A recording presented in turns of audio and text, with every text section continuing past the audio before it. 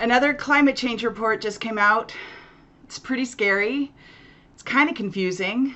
So I wanted to take a few minutes to break it down a little bit, make it more accessible so that we can understand it, so that we can talk about it, so that we can figure out what solutions might be available for each of us as individuals while we try to figure out what can we do about all of this stuff that's going on in our world and in our environment. So many of us are feeling powerless right now, and that's such a scary feeling. It makes us have more stress, more anxiety, more panic attacks. So of course, as a resilience coach, this is something that is near and dear to my heart. So let's get into it. Is there hope for climate change? Let's find out. Over the course of this next few minutes, I'm going to talk about why is this happening? Why are we having climate change? Some of us know some answers, others know other answers, but really putting it all together is so important. We're going to talk about who predicted this and why we weren't able to take action when we knew, some of us knew, that this was going to be happening. It's important to understand why this is happening and why we didn't take action so that we can identify how to change that pattern moving forward. And of course, what can we do now that we're in this situation? There are a lot of contributing factors to climate change. Some of it, of course, is natural cycles of the planet. But evidence does show that fossil fuel consumption is a big part of it, right? Carbon dioxide going into our atmosphere, creating this sort of bubble that traps heat in so that it can't escape. Also, all of the fossil fuels that we're using, not just for fuel, but also to make plastics, all of the single-use plastics that we have, that process also creates toxins and creates heat and creates garbage that makes it difficult for our ecosystems to thrive. Along with deforestation, as we've been cutting down and clearing out acres and acres, millions of acres of forests, of jungles, of wood all over our planet, that's inhibiting our ability to process that CO2 and those toxins.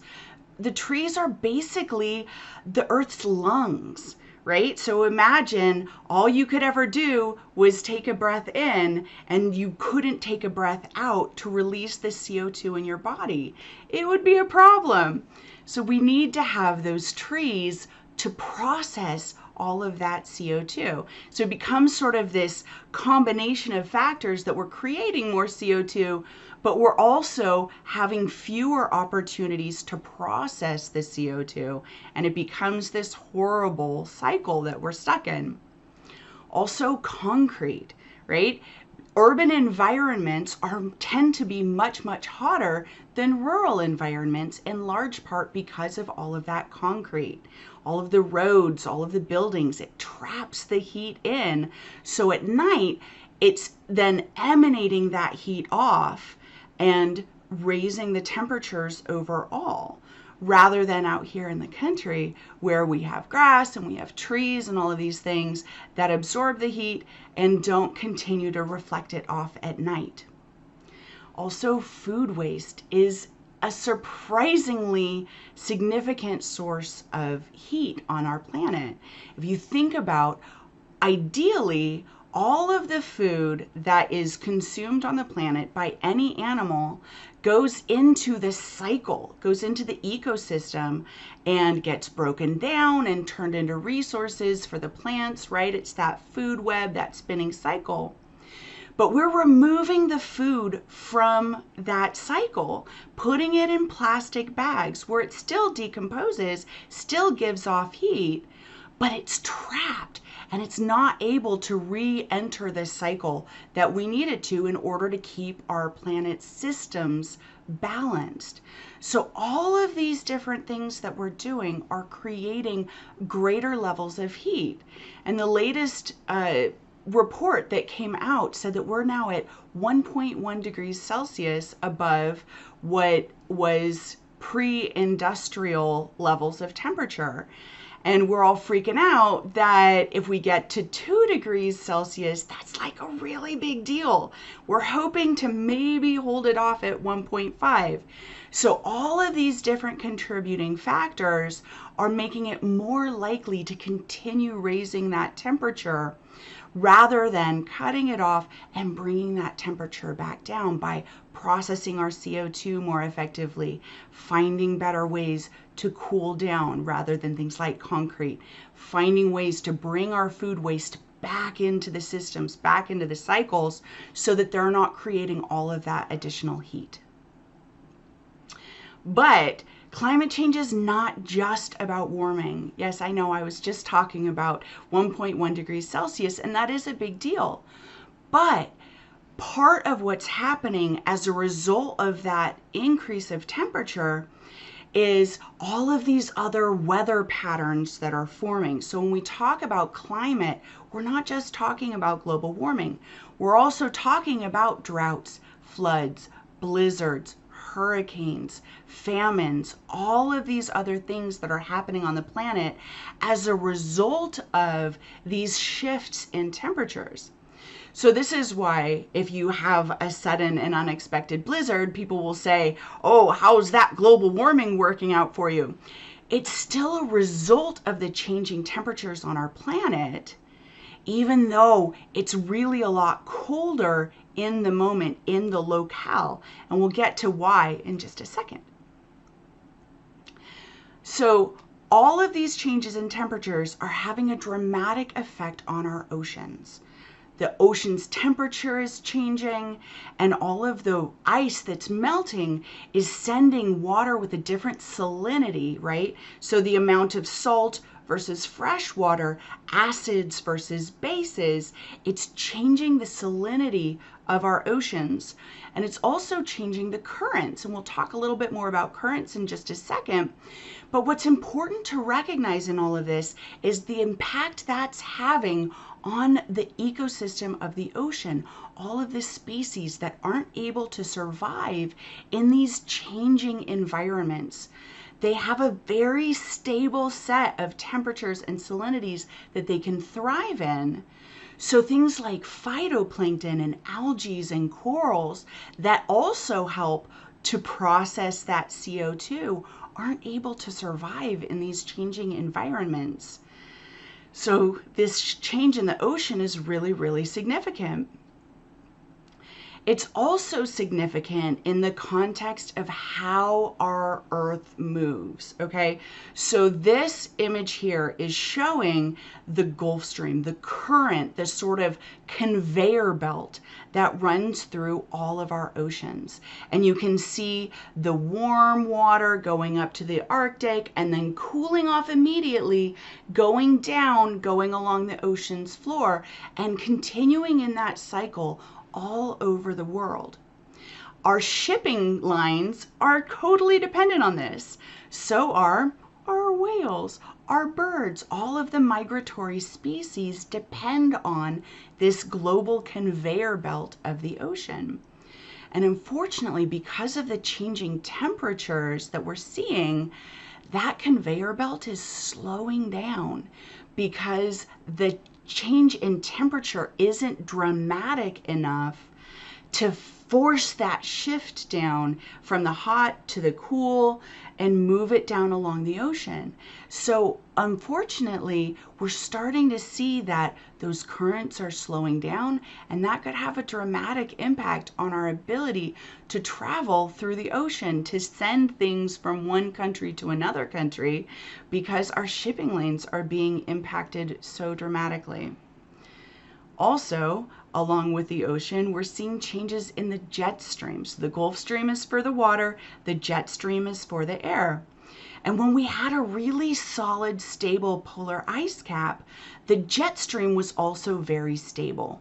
It tended to just, spiral along the top, spread towards the northern part during the summer, spread a little bit farther south during the winter as things cooled down more.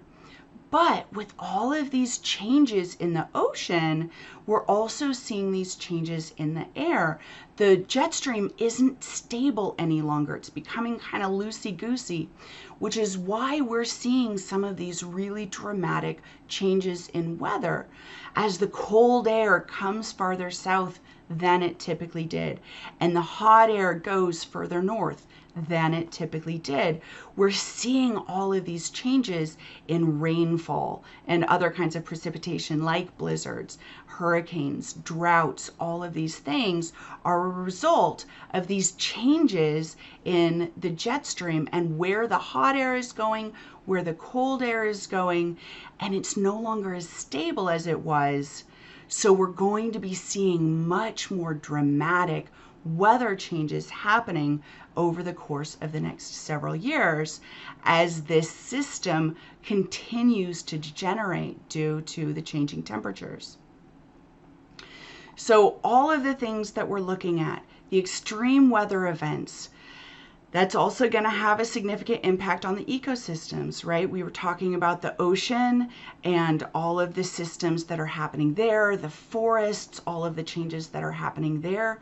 And then, of course, all of the other ecosystems, the plants, the animals, the way that life functions on this planet are going to start breaking down because all of that stability that they have counted on is lost.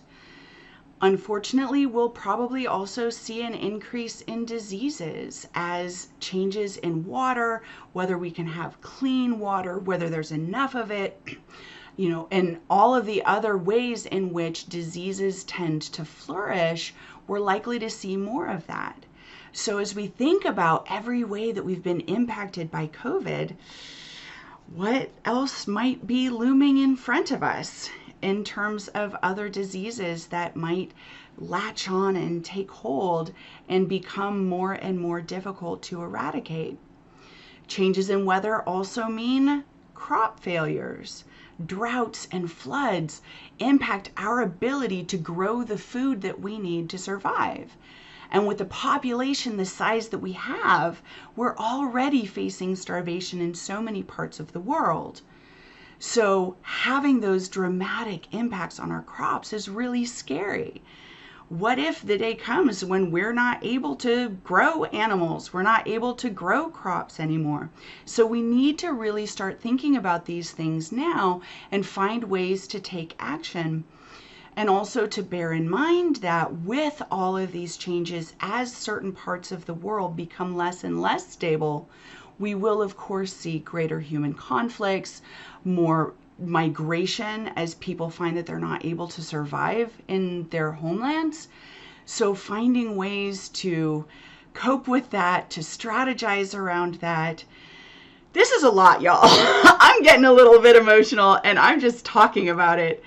But when we think about all of these things that we're facing, it's very, very scary. So remember to take some time, soothe yourself. Your nervous system might be acting up. Take a few deep breaths and stick around because we will get to the hopeful part, I promise you. Before we do, though, we need to talk about what led to this. Who saw this coming? So there were some scientists that saw the impact of carbon dioxide in our environment back in 1896. Even for boomers, that's a long time ago. It's well over a century ago now that we began to see the impact of this. And then that research was leveraged in the 50s, in the 60s, and well into the 70s as we saw more and more conflicts happening with our greenhouse gases. We saw, cities that were hugely polluted with smog. We made a lot of wonderful changes at that time. But even from the reports that were filed in 1965 in LBJ's administration, there was a lot that was called for in terms of action that was never followed up on. And we'll get to why in just a second. But think about how long we've known about this and why we haven't taken action. Because when we understand why, then we're in a better position to break that cycle and move forward into a new way of being. I, of course, am a huge science fiction fanatic, so I had to drop in a couple of names of science fiction authors who were talking about climate change very, very early on. And somewhat later on, but still super relevant, Octavia Butler's Parable of the Sower. If you haven't read it, do yourself a favor. It's very important reading given where we are and what we might be looking at. So why didn't we do something? Well, from a cultural perspective, there are a lot of reasons why.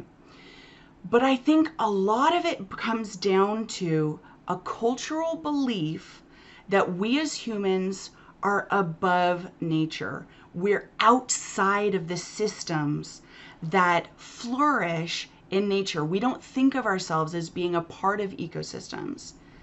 We don't think of ourselves as being a part of the environment in which we live, which comes from a bunch of different reasons, but is deeply problematic. As much as we don't want to believe it, we're still animals. We're still a part of all of the systems on this planet, which is why our actions have such a significant impact on the systems in which we live.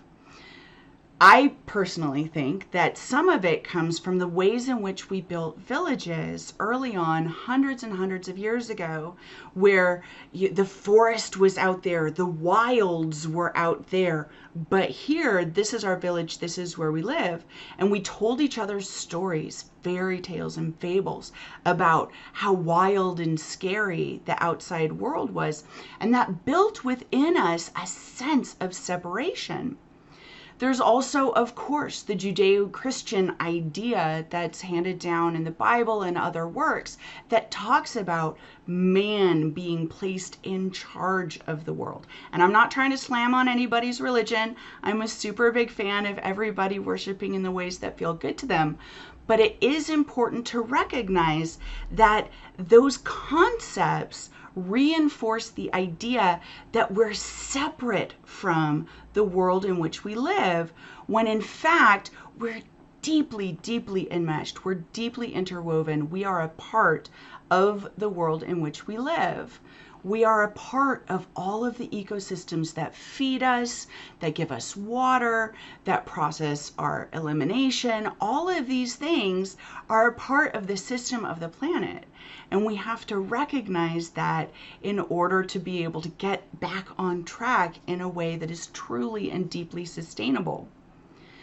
So along with all of those, we also have this idea of how important technology is. And look, I'm talking to you on a computer. Obviously, I really enjoy technology and all of the gifts that it gives us, but I think it does reinforce that idea of being separate from nature, of being able to control nature.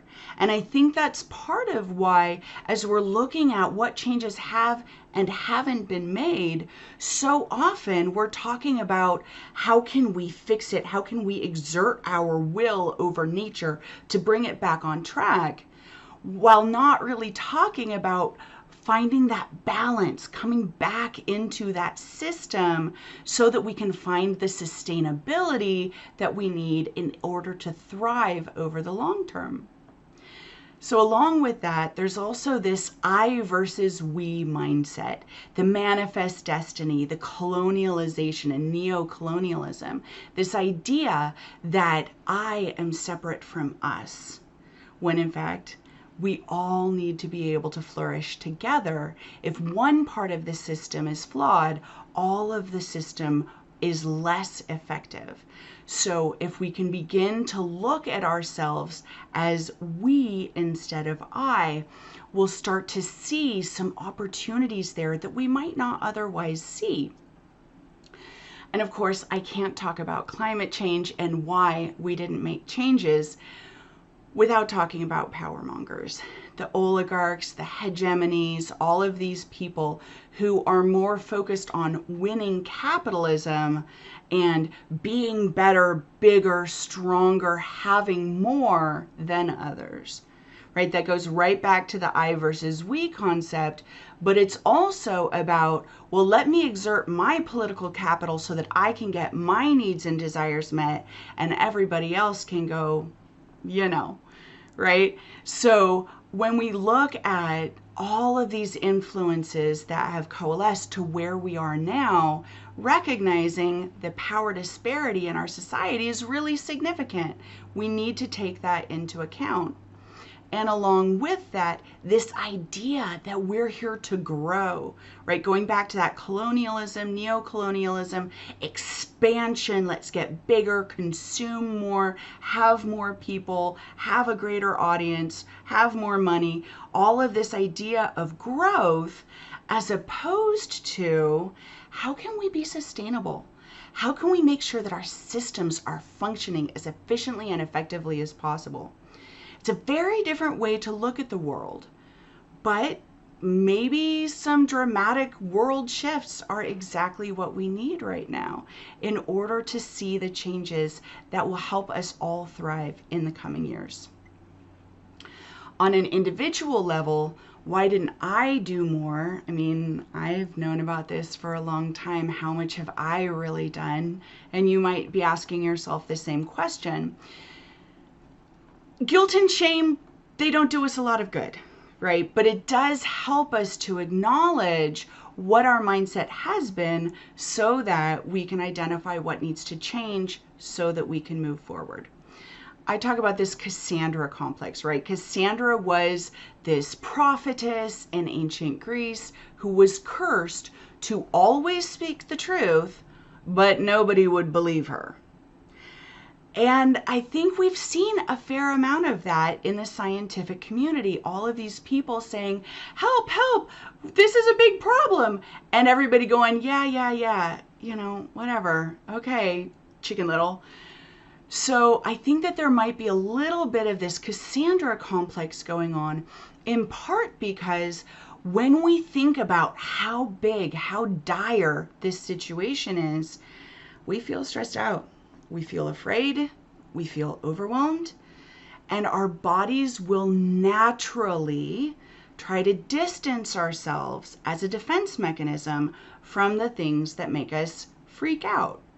So it is understandable that we've been having difficulty finding ways to take more significant action as individuals. And look, I'm not trying to sit here and say it's the job of the individuals to fix this, when in fact so much of the problems are coming from corporations. I'm not saying that. But we are a world made up of individuals. So if we're gonna see change, individuals have to make that change. I don't know how much of it is gonna be grassroots, how much of it is gonna be, some really amazing benefactor who steps in and is like, all right, y'all, I'm one of those billionaires who's actually going to make a difference. But we do need to look at our individual roles in this as well. And it's totally natural to be asking yourself, I'm just one person in a world of billions. What can I really do? How much is it going to matter if I don't put my food waste in plastic bags?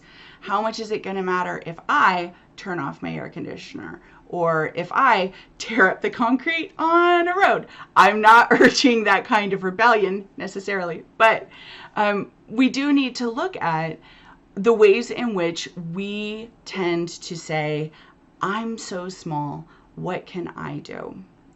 Because I think that's a question that a lot of us ask ourselves. And when we are ready and willing and able to say, you know what, I am one person, what can I do about it? That's when real change becomes possible. So what can we do? We can commit to the possibility of significant cultural change. This climate change issue that we're having is indicative of a need for cultural change. All of those things that we were talking about and that are at the bottom of this screen, focusing on we versus I, focusing on sustainability rather than growth, helping other people to change their thinking. We need significant cultural change. And it can feel really scary and really impossible because our culture is so deeply entrenched. But what can I do? I can commit to the possibility of change. Commit to it.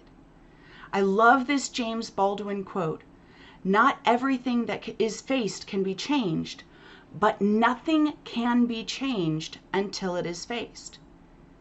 Are you ready to commit to the possibility of significant cultural change? Are you ready to face what needs to shift in order for us to thrive as a race, as a species, as a planet? Because that's really what it's going to take. And part of that is getting curious, asking questions, asking, what can I do? What might some solutions be? Curiosity is so powerful. On a neurological level, curiosity releases dopamine, which feels good, which reduces our stress, so yay. And it makes us more likely to find creative solutions to the problem. Realistically, climate change is gonna be about more than not putting our food in plastic bags and dealing with our air conditioners. It's so much more than that. We need creative solutions, things that we haven't thought about yet. And in order to find those solutions, we need to be creative. We need to be curious. And we need to talk with one another, brainstorm, have a salon where there are no wrong answers. Just put everything up on the whiteboard and maybe something amazing will come from that. If you commit to the possibility of change, that's when the fun starts. So as you go through forward from this time, as you think about cultural change, climate change, all of this big scary stuff, remember, cultural change is the result of lots and lots and lots of individual changes. So when you change, that's significant. If you change your mindset, if you change your actions, if you change your conversations, if you change the words that you're using, that's the beginning of cultural change. You can be a ripple, sending out other ripples and connecting other people to the possibility of a future we haven't even dreamed of. Our actions are the result of our mindset. So look at how your mindset is affecting your actions. Are you clinging to an outdated culture that doesn't acknowledge all of these sustainable systems? Or are you ready for a mindset that is open to wildly new possibilities and a glorious future for all of us? You have the power, but you have to have hope. So, if you would like to learn more about hope, I do have a program that's available on aurorajmiller.com. It's about finding hope, figuring out ways to take action, trying to bring us all together into some of these creative possibilities, finding these opportunities for significant cultural change. Thank you so much for taking the time. I really appreciate you listening. I hope that you have hope and we'll all get there together. If you'd like another dose of hope, please click subscribe to the Dose of Hope channel. Thanks so much. We'll see you soon.